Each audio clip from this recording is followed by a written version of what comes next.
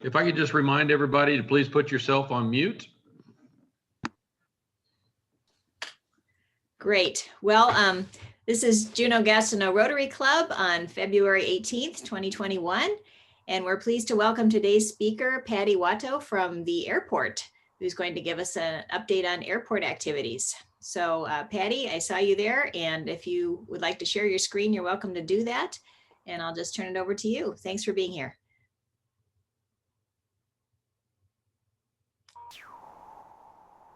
Okay, and because when I mention things, it means more when you see the picture of it. So I'm not just talking airport terms.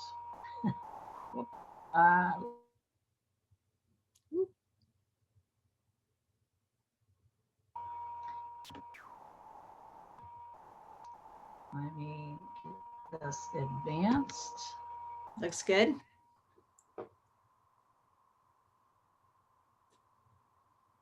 Get it advanced. Okay. So again, I'm going to go over a lot of things here. I want to focus on a few of what we're doing for airport projects, some recent ones, current ones, looking into the future a little bit, and then touch on some of the COVID things around the airport and financial impacts, because it's been huge. And I know people have heard a lot of things on the news about appropriations that have been made around the US. So first of all, just some general information. As most people know, we're a 24/7 airport. We're considered a multi-use airport. So we have a little bit of everything out there, from commercial, military, general aviation or GA transient under normal situations. We have a lot of transient aircraft, as well as helicopters, different things. And what this means to us is that we have an operational part of the airport and we have a capital side of the airport. So anything operationally, we are an enterprise fund. So we have to make the revenue within the airport to pay for our operations. So that comes from things like landing fees, fuel flowage fees, rents, etc. So not out of the city's general fund.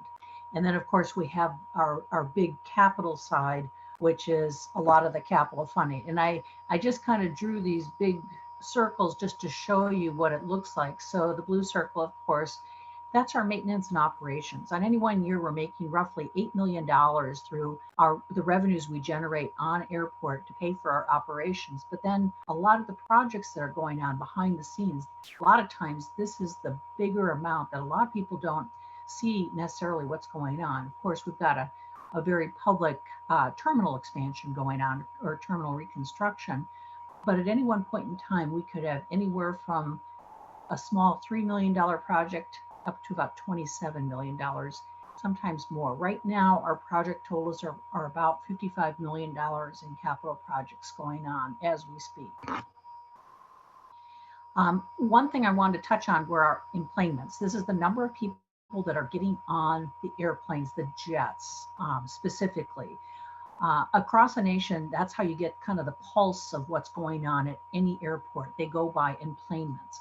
And if we're talking about traffic through the airport, passengers, we're actually looking at, this is only one half of it. This is the number of people getting on, but it doesn't count the number of people getting off.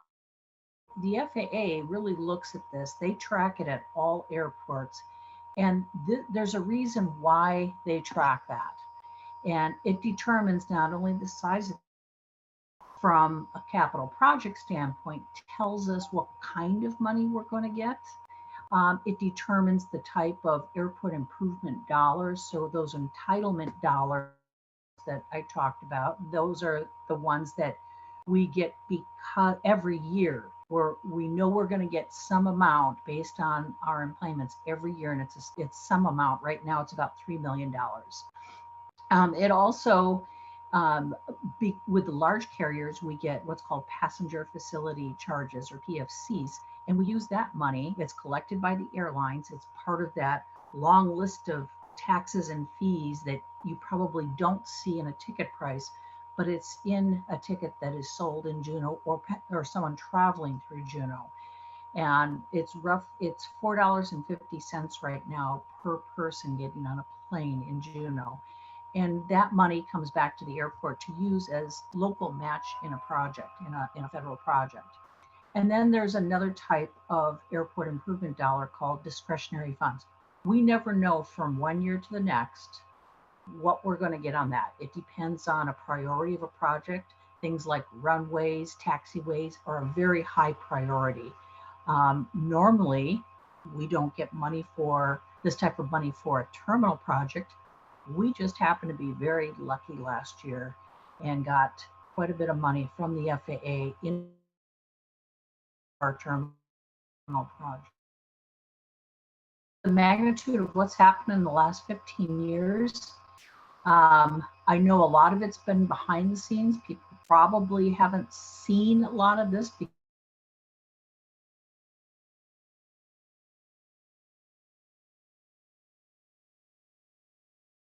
FAA, AIP, or those airport improvement funding program dollars.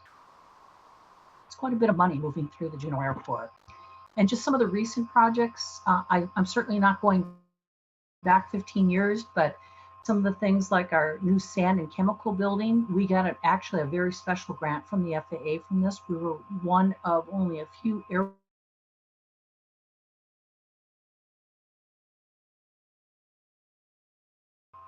at a cost of $10 million. We have a new snow removal equipment building. I know we did an open house for that. It was a little difficult to do it, but we were able to do an open house for that when that was completed in 2019. And because we have our new snow removal equipment facility,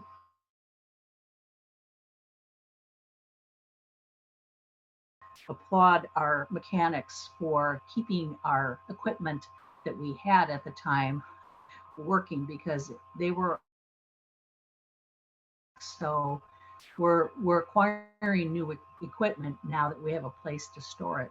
We also have float pond, which of course is another, it's another runway for the airport, the float pond is.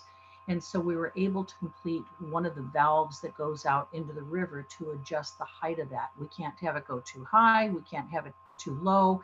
So it's really important to have that valve in there. And then the one project that has been going on, it's the project that never ends, is our runway safety area project. It's been going on since 2007. That was actually after about 9 years of doing an environmental impact statement with NEPA, through the NEPA process. It was a very long environmental process, one of the first in the nation.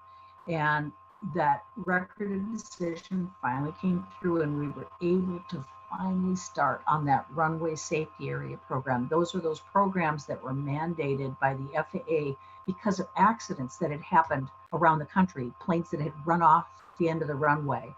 And so these safety area projects were mandated, and this was a part of that. This phase actually developed an apron. It was that area that was filled, if people remember, that kind of that hole between Temsco helicopters and the wings hangar. That was that low indentation that we finally filled, and now it's an apron. So that was all part of that project in filling. And about $95 million of that 200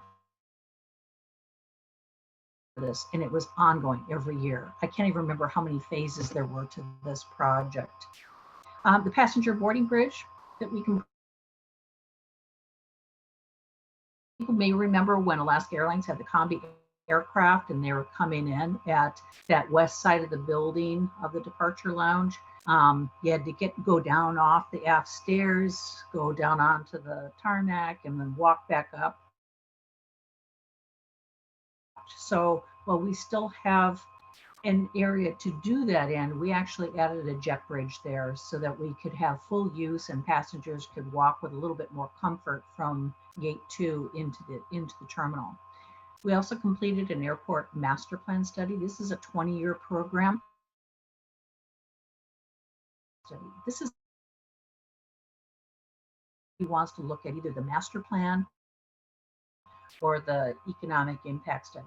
There's a lot of information on that. We also did a reconstruction of the one half of the fire station, the Glacier Fire Station. People might notice that one half is inside the fence, one half is outside the fence.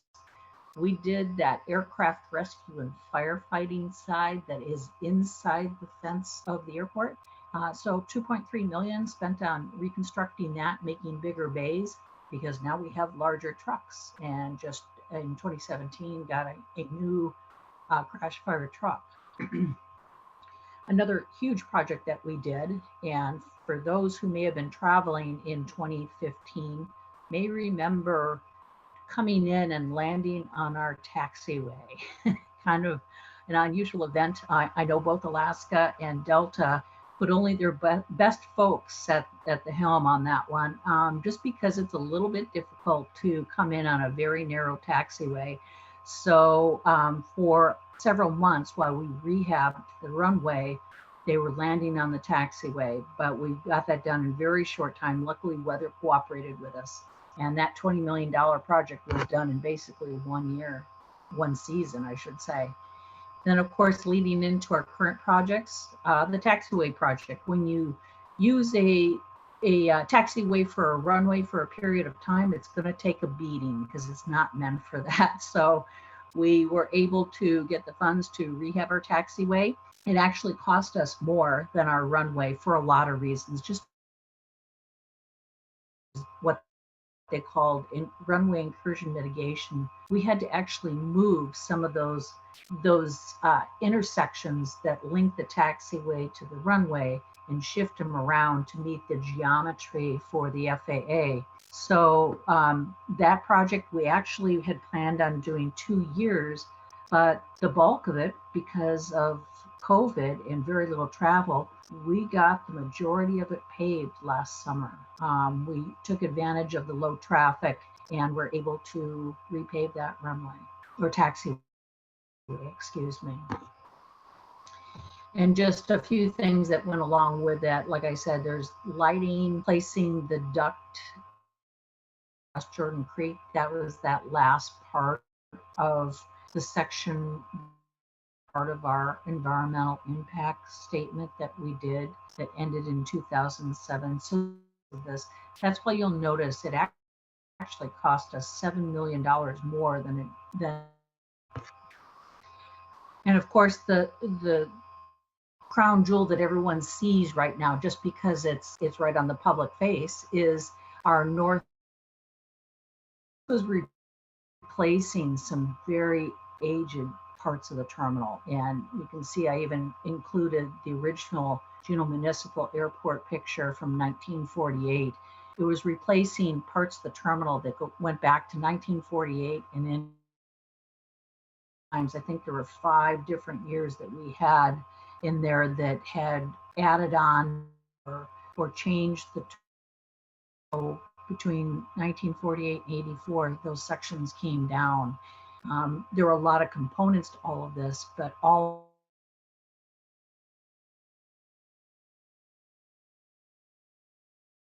to say about this, and it's probably that last line on there about promoting sustainability, is diesel. We're going to finish putting the building on geothermal, which means, and the last few projects we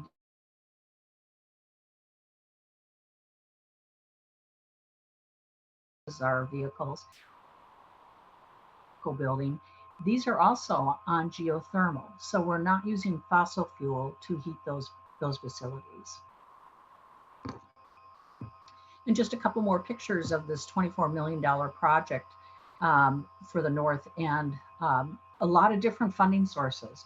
So I mentioned FAA sources, those discretionary dollars. We were very lucky to get the money that we did. We had not planned on getting that much discretionary airport improvement dollars, but the FAA, our airports division up in Anchorage, in Anchorage, it's the Alaska division, they were able to go to bat for us only because of the size of our airport. It changes between small hub and non-hub. As you remember, our employments that I mentioned earlier determines our hub size. That means a lot to us as far as what type of funding we're going to get. But it wasn't just the FAA dollars. a mix of PFCs, as I mentioned, those that we collect through the airlines. There is a GO bond out there that the voters approved back in 2012. This is how far back it goes for the planning.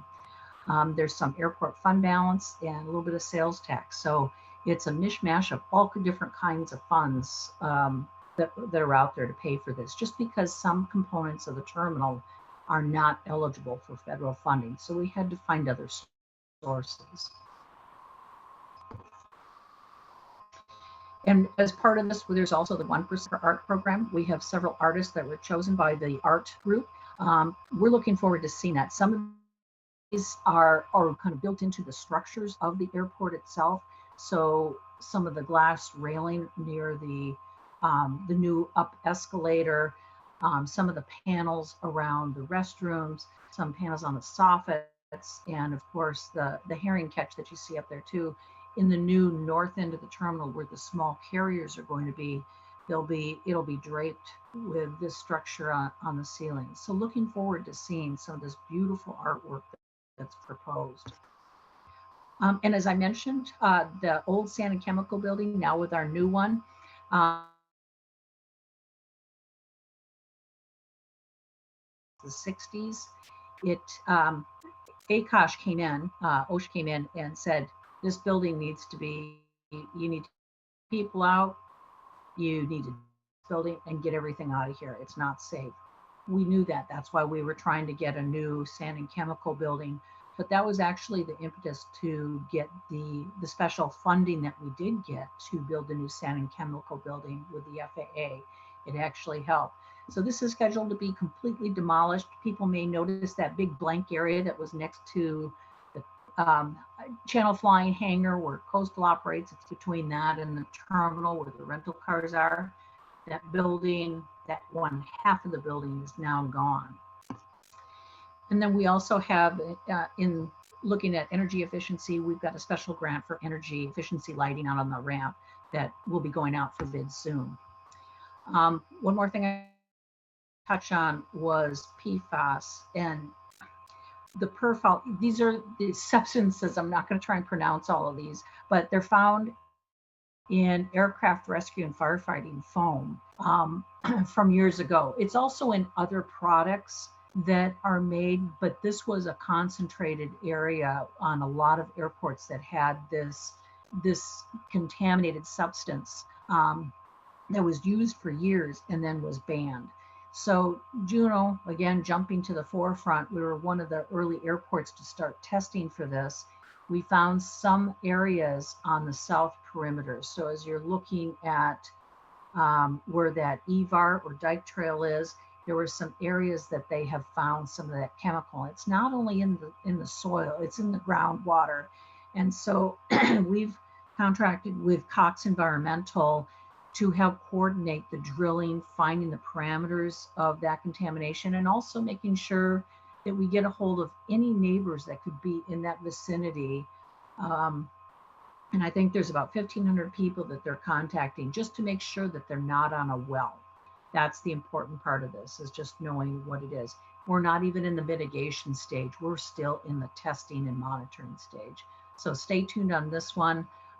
We hope to know more. And I know as things get by COVID, you're going to hear more and more about this at airports. I want to go into just a few capital improvement programs in the future. We're always planned out. Airports have to be really planned for years into the future, just because we have to be kind of flexible. If money comes up and they say, okay, we just found $5 million, can you move something in your plan? Well, we're 20 our future capital projects. And, you know, some of them are new and maybe not see them for, you know, another 50 years.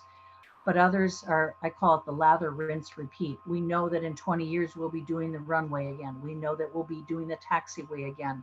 There's certain things that we'll always be redoing, and you have to get them onto that capital improvement program. So we keep this as a very fluid document. Sometimes it doesn't change, but once or twice a year. Other times we've changed it 3 or 4 times in a month.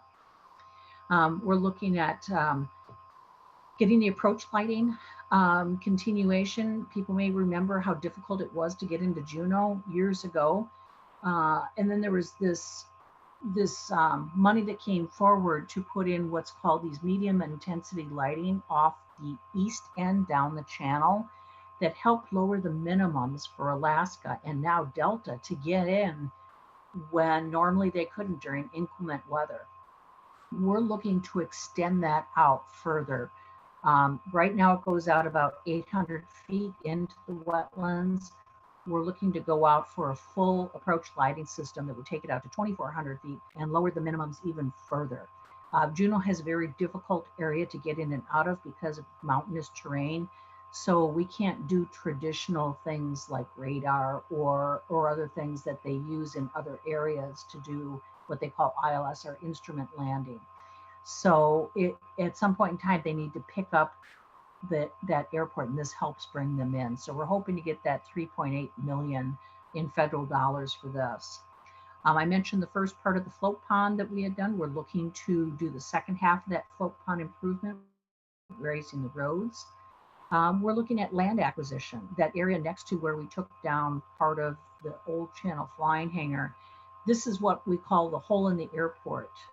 It is Channel Flying that still owns this property, and the FAA wants us to acquire it because it's circled around all other airport property. So we're looking at land acquisition there. We're looking at getting additional aircraft firefighting apparatus. Something I wanted to bring up, some people may not be aware, all airports are tested regularly for their approaches. And when we say our runway is 826, it means you're coming in at either 80 degrees or you're coming in at 260 degrees. So it tells you your approach. Well, those approaches were slowly, because of the Earth moving a little bit, we're switching to almost 90 degrees and 270 degrees. So sometime in the very near future, and I'm thinking it's going to be about 2024, 2025, we're going to have to rename our airport to 927 because it's moving. You know, that's geology at work here. We're also looking to update some of our aprons and taxiways. There's several of them that need improvements, updates, getting rid of some of the potholes, and of course the snow removal equipment is always on there. I mentioned this briefly about our economic impact study of the Juneau Airport. I'm going to, again, point you to online to look up some of the details on that. There's quite a bit of information on there on just how much the airport brings into Juneau. It's actually quite staggering. I know 2020 is an anomaly, but these were going up actually from the 2017 date that the study was done. So it was going up until 2020. Briefly on some COVID information. As most folks heard, on February 1st, the executive order now requires masks to be worn at all times while on airport property, onboard aircraft, and it includes other forms of public transportation. It used to be out. Now the federal government, through TSA at this point, have taken charge of this, and they're pretty strict on it. So they're asking people that if they don't want to comply, that they're escorted out of the airport or that they're fined. So we're the messenger on this one. We know it's a safe thing to do. We've been encouraging it, but now they've really, the TSA through the federal government is taking a bigger stance on this. And you'll see, you know, a lot of the travel orders. I know that the state let, I think it was number 6 and number 8 travel mandates expire, but the CBJ continued those through an ordinance that they adopted. I think it was a little over a week ago. They kept going with the mandates. All I'm saying for this is I don't have the newest information because it changes so rapidly. I'm going to encourage that people get onto the CBJ website for any COVID type information. That's juneau.org/COVID-19. But then there's a sign up for the travel declaration that the CBJ is requiring that is still on the alaska.gov website. So again, make sure that anyone who's traveling looks at these. And the biggest thing, that bottom line there, be sure to check your travel destination as well. It's not just here, it's where are you going and what rules do they have in effect. I think people were getting surprised by the time they got to certain places, and it was completely different than Alaska. I wanted to touch briefly on the CARES Act, the Coronavirus Aid Relief and Economic Stimulus Act that was passed back in 2020. When that went through, Juneau was the lucky recipient of $21.7 million of that special grant to use over 4 years. This was to help out, knowing that airports were not going to remain solvent either. So out of that $8 million that I mentioned that we have in operating costs, we're losing quite a bit of that every year because we're not collecting the landing fees or fuel flowage fees or passenger fees. All of these things that went to sustaining the airport's expenses that haven't gone away, we still have that. So the federal government put a way to get used funds for helping airports for the next 4 years. And just recently, the end of December, there was another grant that went through, and Juneau may receive, I'm still looking at the grant information, but $3.4 million in additional relief. And what this means is it'll take us beyond the 4 years for that assistance, knowing that we're not going to be able to maintain. Numbers aren't going to suddenly jump up next year. There's going to be that lag time for getting funds back to operational normalcy. And then I just put up a chart of what we've used so far of the current CARES Act funds, that 21.7 million, and what we're proposed to use through 2022. I expect those numbers will actually be a little higher, and that our bottom line will have a lower bottom line by the time we get through 2022. And again, the financial picture, I don't know if people recall, they knew numbers were down, but Juneau, much like Alaska and the rest of the United States, when everything hit March and April, our travel numbers went down 95%. It was staggering. It was, crickets in the middle of the terminal. We had a little bit of a rebound in the summer. We had a little bit of travel, but it never really caught up. And now we're seeing this downward trend again. And I follow the daily numbers for the airlines, at least, and they're ranging between 50 and 65% down. That's a decrease. So we're not exactly jumping through and getting things. It's not happening yet. The bigger question that we have, even if we get this help through the FAA and the funding, the special CARES Act funds that they give us, what's going to happen with our businesses? Airlines, we've heard that some of them have folded, some of the smaller companies have folded, globally. Alaska, Delta, even our local carriers and helicopter operators, but even our concession programs. What's going to happen? Are we going to have maybe a few airlines flying but have no services available? So, it's a big question out there that we don't know where this is going to go. So I hate to end on such a bleak note, but I'll cut it short there and ask if there are any questions.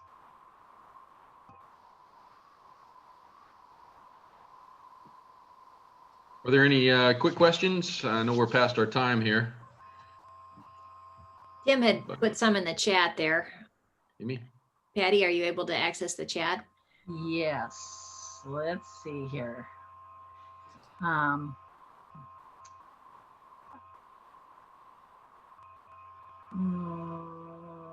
Let me see, I'm still, okay. Does the expiration of the state's emergency executive order change anything?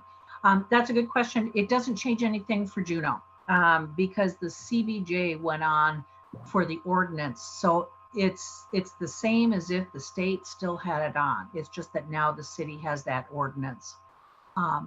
They took it upon themselves to continue everything. So it's, if you had traveled a month ago or 2 months ago, it's going to appear to be the exact same thing. Are there any competitive discussions on the horizon due to ticket prices? Unfortunately, I couldn't even begin to answer that one with the airlines. I don't know what they may or may not do. They've got a lot of losses. I know that they're feeling it, but I'm sure that they will want to get their travelers back. And I know that they've changed some of their refund policies where it used to be, yep, just we're going to refund you.